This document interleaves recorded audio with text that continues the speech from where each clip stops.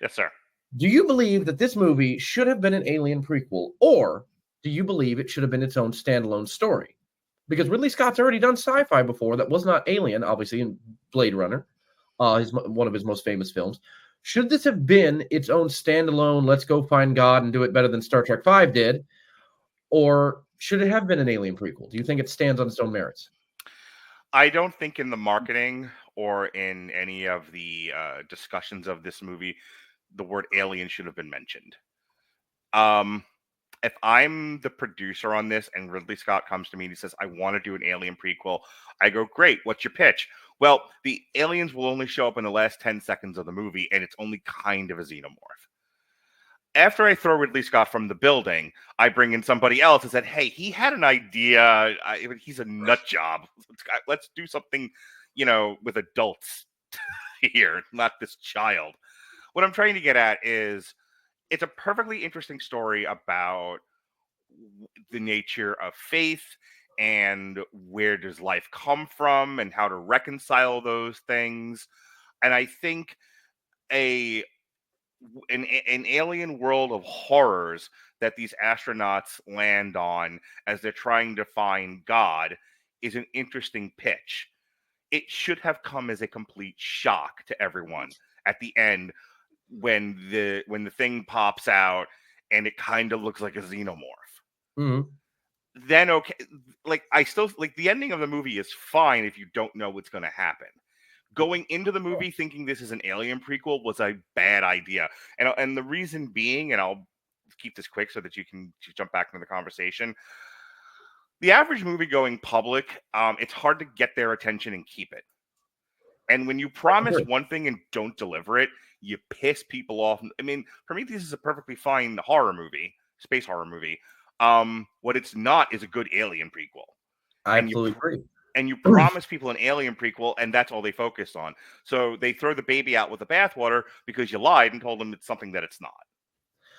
Absolutely. Again, I think, and this is one of my favorite of Chris Nolan's, actually my absolute favorite of Chris Nolan's Batman trilogy was Batman Begins. Now, it took us about 42 minutes to get to Batman, but again, we really felt the journey as we got there. This movie, I don't think, gave us that journey we were looking for. Because again, Alien, the original 1979 Alien, is still hailed as one of the best horror movies of all time, and I agree with them. The trailer alone is terrifying for the original Alien. Right. And Ridley Scott is such a fantastic director. He works with great cinematographers. And again, before we go any further, this movie's beautiful.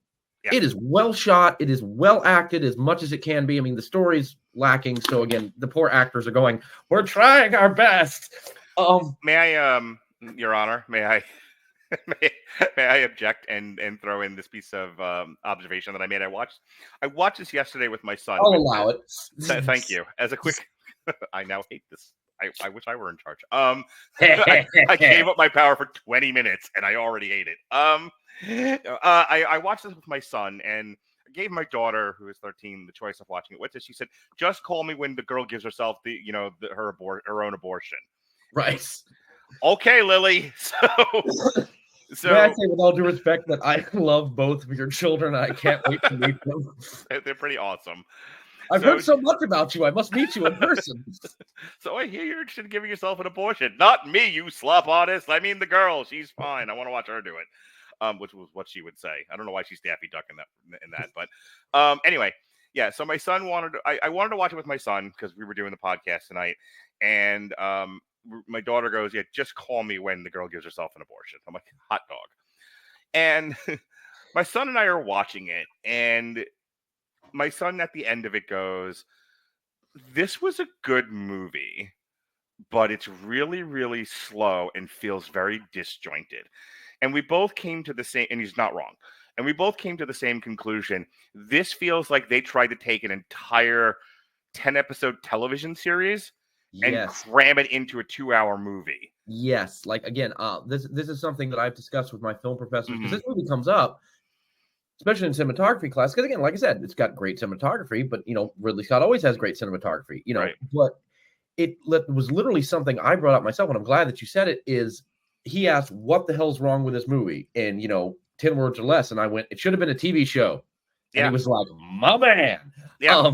There's a lot happening in this movie, and they have to speed run it because you've only got 2 hours. Almost everything that happens to all the astronauts in this movie could have been its own episode. And the stuff with the engineers got speed run too, and there should have been I don't know if you've ever seen the anime Man Baby Devil something Crybaby. Ugh. I have not yet. Unfortunately, it has some elements in there that are kind of trigger personally, so I have Fair. not cowboyed up enough yet to watch it. But it's Devilman Crybaby, isn't it? Is what it's called? yes. Okay. Robert and I reviewed that a couple of years ago at his request. You know, he was like, "There's a couple of things I'd really like to watch with you, see if it doesn't, doesn't bother you too much." And I'm like, "Okay, sure." One of those was Devilman Crybaby. And, wow, Robert's the one who suggested. Okay, yeah, go Robert. We also did Keep Your Hands Off Izukin.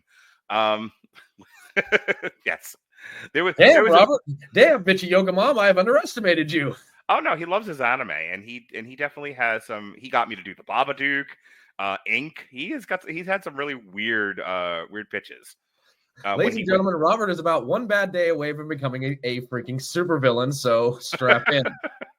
So anyway, at the end of Devilman Crybaby, if you'll recall, about an episode or two towards the end, they blew up the world, and then like the two main characters spend an episode or two just sort of reflecting. And I kind of needed that for Prometheus. Like, there needed to be some time spent with the engineers and some reflection. Because upon successive rewatches and reading, yes, you get that the engineers created the humans. The engineers then decided, like most humans, like most humans, AI and other beings, humanity stinks and it needs to go. And then they changed their mind again. And then the one engineer's like, "No, no, sir, I'm committed to this." And actually, I'm going to break in right there and bring up something that's very important. At least it is to me. There's an issue I have, again, as a storyteller, that if we keep telling the same story, you get bored. We understand humanity can suck. This movie had an ultimate chance to tell a story. Take two. This movie had the ultimate chance and failed at it to tell a story where it's like, yes, we know humanity has its faults and its failures, but there's beauty in them too. I'm like, I'm drawn to the line from Age of Ultron, which again, I wish Mr. Matt Kettner was here because he could quote it better than I can. There's beauty in their failings. Mm-hmm. There should have been that situation. Yeah, I got a better line for you. Star Trek V. I want to take away your pain, Captain Kirk. No, I need my pain. My pain is what makes me me. Yeah. What? So I should have gone left when I went right? Right. Bones, you know pain can't be taken away by the wave of magic wand? Yes. It's the only part of Star Trek V that's worth the shit. Actually, no, and I just brought up Mr. Matt Kettner, and if he's watching, he'll love this. Every time that movie comes on, he watches it for one moment because Mr. Matt Kettner is also my sensei in real life. And every time he watches that movie and it gets to the point where they're talking to God, he's like, "Dorian, I see you in this moment where Jim Kirk walks up and goes, 'Excuse me, what does God need with a starship?' Yeah. He's like, we'd be facing ultimate death, and you'd be the dumb kid who walks up and goes, 'Excuse me, sorry, quick question.'" You and my son have a lot in common. Yay! But no, again, back to point here is it's this. We get that humanity sucks, but why do we need why do we need to keep beating that point home? We get it. So why do you think here's a better question to you? Why do you think that movies and Ridley Scott, especially with his science fiction films, again, because Blade Runner is kind of the same thing. Humanity sucks. These poor replicants, they're just trying to live. I mean, they're crushing people's heads, but hey, who hasn't done that once? Why do you think it is such a prevailing wind in films that we have to hammer in that humanity sucks? Did you watch The Acolyte? It's a rhetorical question. I know you did. I was there. I defended you. I was listening to the Critical Drinker on his Open Bar podcast talk about The Acolyte, and one of the things that like the panel was discussing was how angry, frustrated, dissatisfied the writers of that show seemed like they were with life in general, and were kind of using The Acolyte to sort of voice their displeasures about certain things. I'd agree. Which I don't disagree with that. Their take on it is don't do that with Star Wars, or do it better than this, which is a Yes. whole other conversation. Film as criticism of life is not a new concept. No. So why when you're looking at such a big question, what is wrong with humanity? Remember, it's being asked by people who I'm sure have suffered the sort of the slings and arrows and traumas of having just lived a life, and they're reflecting back on it like, why is everything such an uphill slog? Why do people disappoint you? Why do things that should have worked out when you did the hard work still don't? And I think when you write characters like the engineer, and the engineer, see, and this is, I want to take this right back to the film. I needed more time spent with the engineers and with and them saying in some way what the issues with humanity are. Because it's short shrift to be like, well, humanity sucks. And which is why you're now asking that question. Like, why did you even put this in the movie? What is this? What was the point of all of this? Why did you do it this way? Because you as the viewer don't understand what the issue the engineer has. Mm-hmm. And so when you have Numi Pace's character like screaming at him like women do, the Radulich Network does not endorse beating up either verbally or physically of women. Welcome to Casual Misogyny. I'm your host. So apparently my girlfriend said, "Hey, I was host for 54 seconds, 18 minutes and 54 seconds. It was a fun run, folks. I'll see you next time." My girlfriend apparently used the phrase "casual misogyny" at work and cracked up all the other female coworkers. So there's some juice here. Anyway, so when she's screaming at the engineer, like, why do you hate us? Yeah, the audience is asking the same goddamn question, and the engineer, except they're asking it to Ridley Scott. Yeah. So why do you hate us? Yeah, I think, which I think also goes to a lot of like the bubble mentality for people in Hollywood, of when you're only talking to your own friends, you assume everyone thinks like you do. So there's no need to explain why you have such hate and frustration with the world at large, because all of your friends all of your friends are in agreement with you. You don't have to explain it to people. Which is why I don't really want to always talk to the people who think and believe the same way that I do. Part of the reason why I do what I do on here is I want different voices. I want different perspectives. What I don't want is total agreement, because then I never get challenged.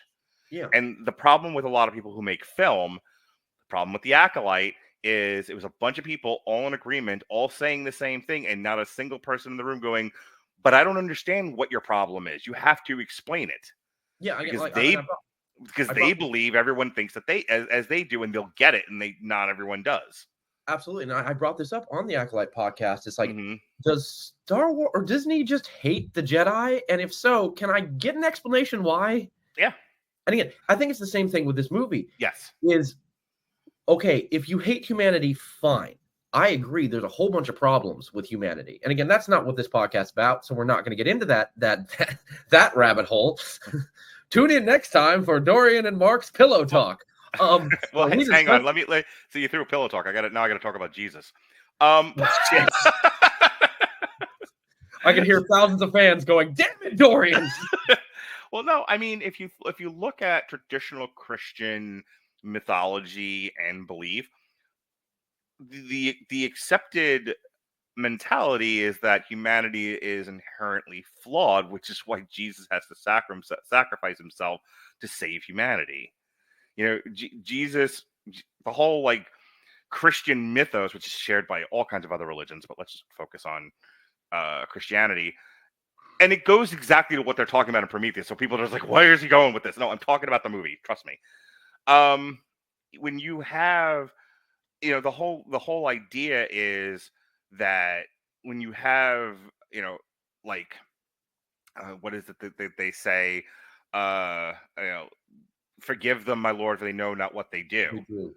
Right. So it's like, that's kind of where the engineers are. What they're trying to get us to think that they're coming from. The movie doesn't do a great job of this. This is me kind of projecting a lot. and interpreting. But it's there. You just got to dig for it. And it's essentially, humanity knows not what it does. And, and instead of sacrificing oneself to save them, there's just, no, we're just going to destroy them. It's a very nihilistic approach to the same topic. I was literally about to bring up, it's a very nihilist. And I think that could work in a movie. But again, we need the balance point, which I think is what this movie's missing.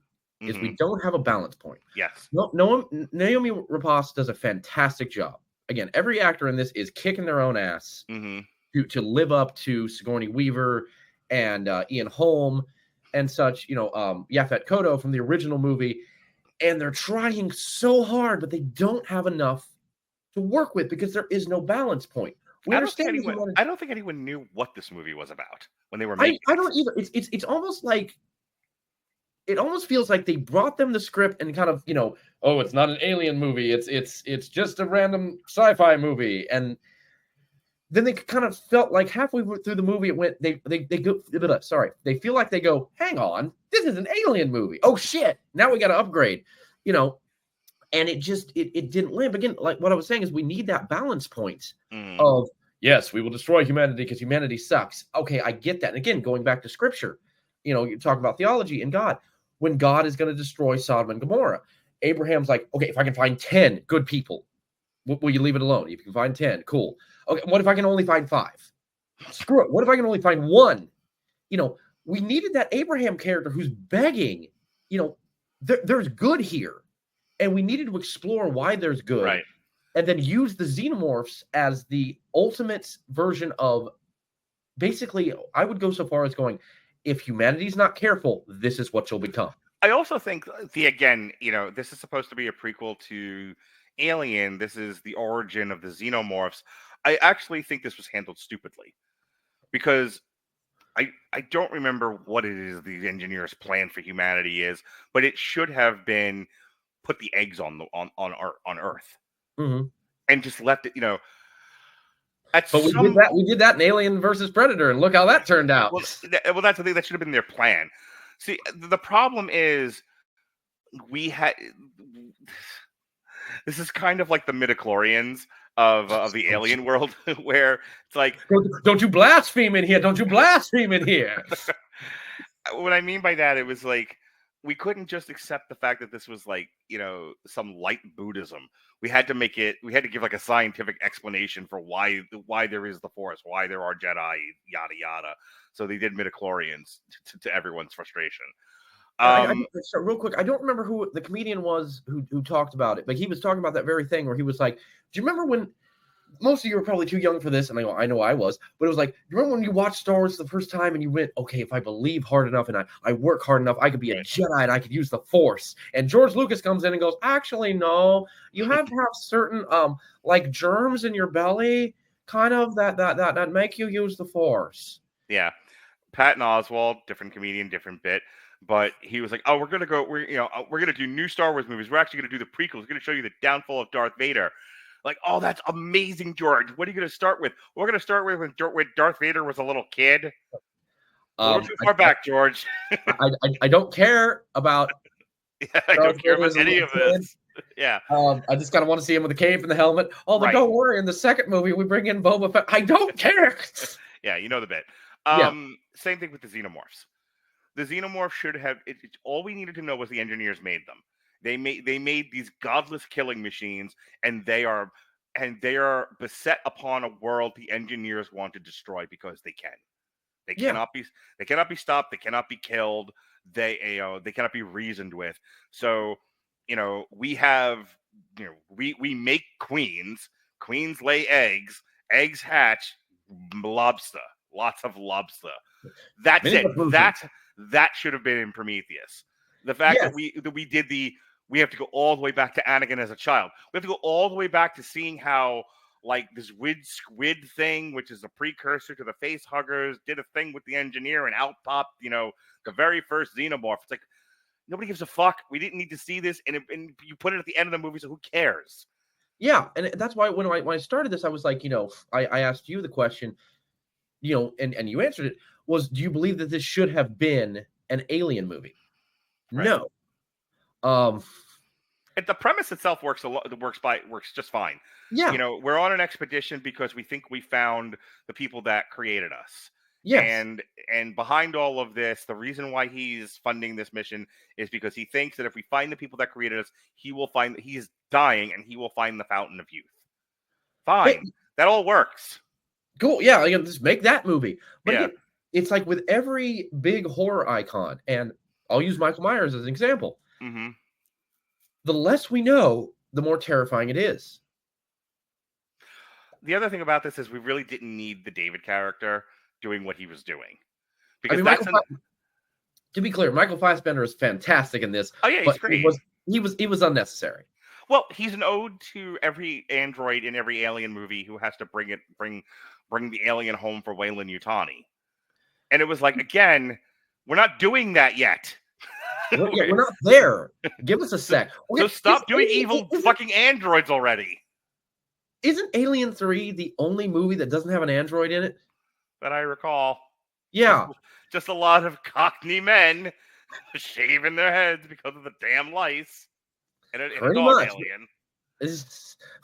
Why do you hurt us so bad? No, it's this movie had a lot of potential. Yeah. In it, and a lot of people were excited about it. And one of the things that really gets me about where they went with it is that every Alien movie since then has been called Alien Covenant or Alien Romulus. Yeah. This movie was just called Prometheus, not Alien Prometheus. So again, it needed to be a standalone thing, and I don't know why there were. Again, this is why, Mr. Radulich, you need to go to Hollywood, become a producer, and get things fixed. Shout out in the comments if you agree with me. But it's the entire problem of, oh well, everyone loves aliens, and we'll do that. I mean, everyone loves The Crow. Why not do that again? Not to mention, you confuse the fuck out of the audience. Yeah. Again, the audience, no one went to this thing because the pitch was, I want to go see the sci-fi horror movie about the people who go to find God. People might have gone to that movie, but not as many. Again, would have worked better as a television show, but we've beat that horse to death now. But if you say, but it's an Alien prequel, now you get all the Alien fans. Is the soundboard fun? It is fun. I warned you I'm a 12-year-old kid. Really? You know what you were getting into. So my point being that, and I do have one, is that you can't say it's a fucking Alien prequel and then not show us aliens by the end of the first act. Go fuck yourself. That's a big switch.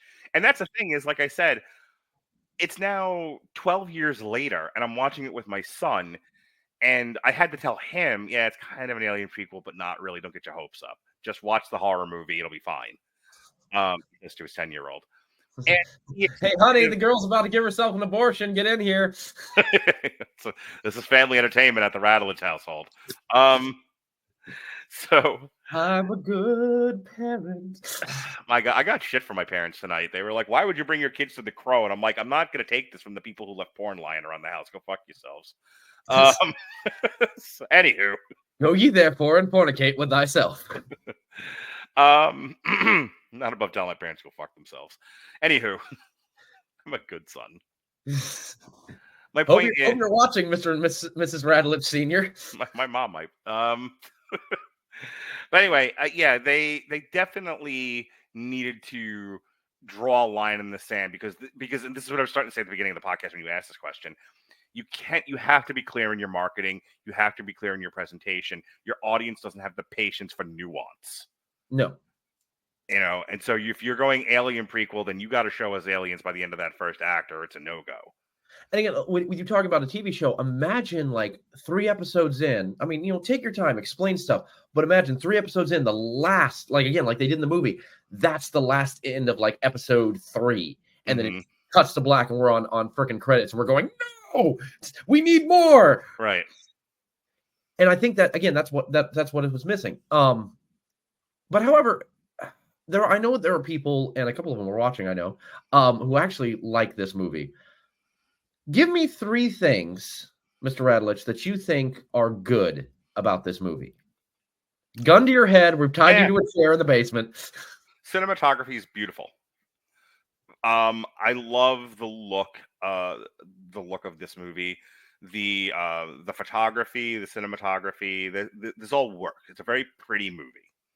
That's number one. Number two, if you put away the alien stuff and you just deal with um dumb scientist finding, a house of horrors on this planet, it works just fine as a space horror movie.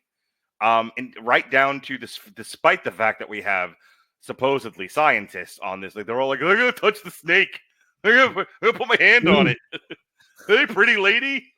What the fuck is wrong with my son and I? Dude, my son had the biggest like belly laugh at like, why is he touching the snake? It looked like a snake, but like, and yeah, that is correct, Marker Jones. The score is actually really, really well done. Yeah, but like, so morons, morons touching things they shouldn't touching and getting killed for it, awesome. I'm not a huge fan of gross, but I can acknowledge when gross is done well, and there's a lot of great gross in this movie. This, the abortion and then the aforementioned squid, all of that stuff works.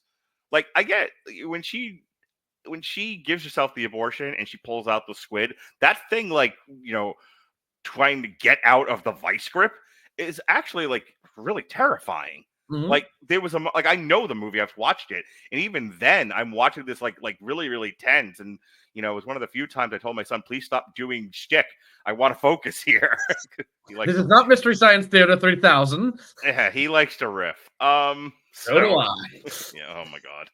So, but it's genuinely terrifying. And I'm sorry, you said like, what, name three good things? This is not necessarily a good thing, but it comes from a good place. There are some truly stupid moments in this movie that make me laugh hard. My son and I hooting and hollering at the TV as we're yelling, run left, just turn. And generating the now known as the Prometheus School of running away from things. Yes. Ding. I died laughing, and like I said, I can't knock the movie when it gave me that much. I mean, wasn't supposed to make you laugh, but they're so dumb. Like, it's such good stuff. I mean, and the performances are also well done. Yeah. Idris Elba's great. Charlize Theron plays her usual stony, icy self. Naomi Pace is great. All of the other guys are sufficiently stupid. I think God damn it, if it's not in the Alien franchise, this works as space horror. Yeah. Almost perfectly. And I think that's one of the biggest issues with it is that, again, and we have beat this horse to death, but I'm not going to play the clip again. It shouldn't have been an Alien movie. No. It should have been its own standalone thing. What is the biggest thing, other than it not needing to be an Alien movie, that, again, I change time, I throw you in the TARDIS, and we're back in time, and we've got Ridley Scott by the throat, and we can do whatever we want. What is the biggest thing that you think personally could be changed and make this movie better? Yeah, the script needed to be, the whole movie needs to be shorter. This fucking thing clocked in at over 2 hours. It's a 90-minute feature at best. You want to go maybe 100 minutes flat, fine. But any producer who isn't afraid to tell Ridley Scott no, lest he throw a tantrum, says, "Caught this movie. Holy cow." This is okay. I'm going to give a quick shout out to Miss Shay Wall, who's one of our fans. She's also been on the show before. Apparently, you're completely wrong, Mr. Radulich. The thing we needed to fix Prometheus was we needed more Brad Dourif. She's cute. She can say that. But yeah, this entire script needed another pass through editing. We said at the beginning of the show, aside from the fact it shouldn't have been an Alien movie, the biggest thing you and I agreed on as far as a criticism is how disjointed it is. Everything feels a little too disconnected and episodic. This is happening with this group of people. This is happening with this group of people. There's a lack of narrative flow from one thing to another. They are either speed running or mashing things together, so nothing gets time to breathe.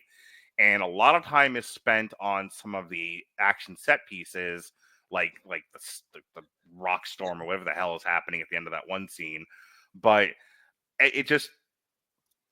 it's weird because it's like it's not paced well at all. It's either it's too slow in parts, and then they realize it's too slow, so they're like jacking up the speed. It's like, no, you sped through the parts that needed to be focused on and slower, and you slowed down the parts that you could have sped up.